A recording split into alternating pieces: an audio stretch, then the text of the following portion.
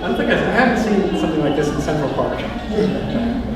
But it shows you that even within a huge largely concrete city, you can have meaningful interactions with green spaces. So finding ways to sustain. Thoreau talked about the swamp at the edge of town. Daniel Botkin wrote a really good book about Thoreau, stresses this point. The swamp at the edge of town is just as valuable as the wilderness. And we have to find a way to maintain those aspects of our urban lives as well. And then rejoice, I looked back recently at our coverage of the first Earth Day back in 1970 in the context of the climate march. Look at that, there were millions of people who marched around the country at that point. And this is a line from the New York Times article, which was written by Joe Lelyveld, who went on to become the editor of the paper much later.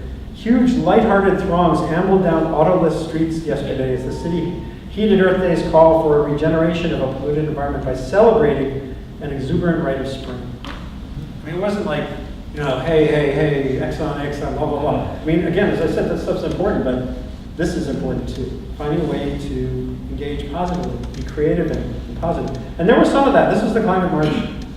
If you want to take a picture of that, I'll hold it.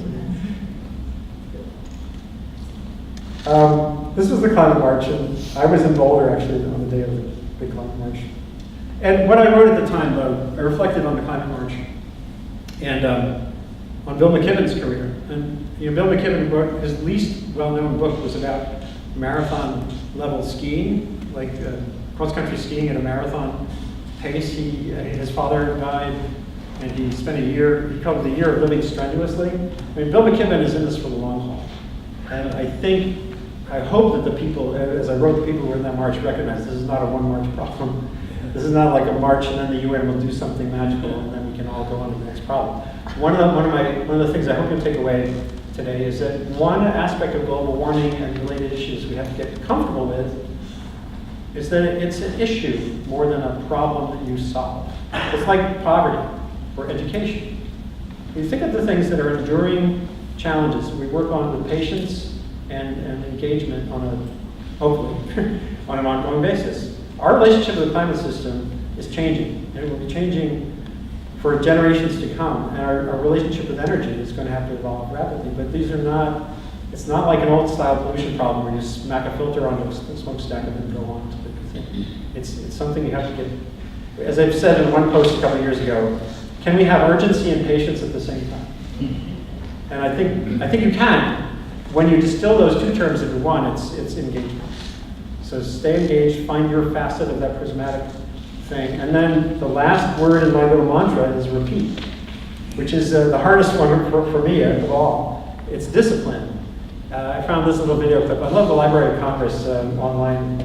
LOC.gov has just great little resources like this. We have to have discipline.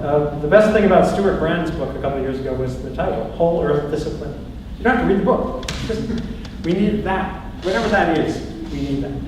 And just to end, and I know this is maybe a little longer than some of you talked about.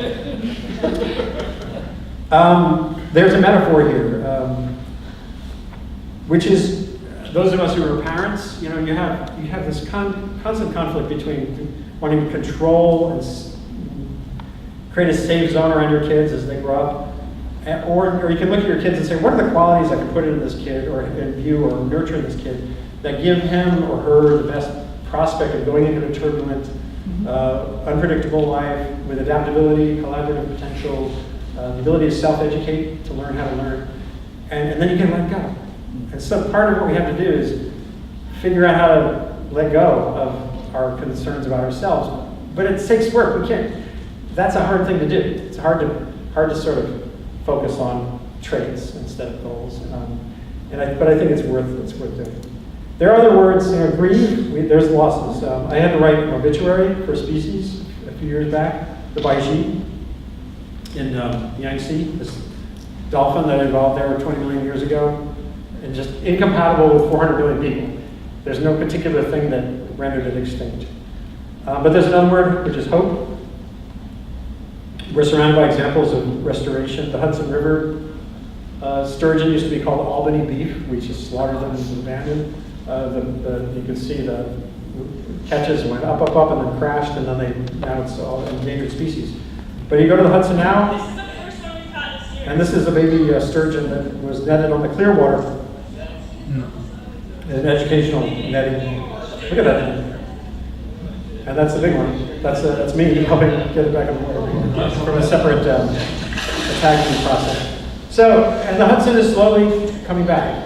Not so slowly. So there's lots of prospects for getting things right or less wrong.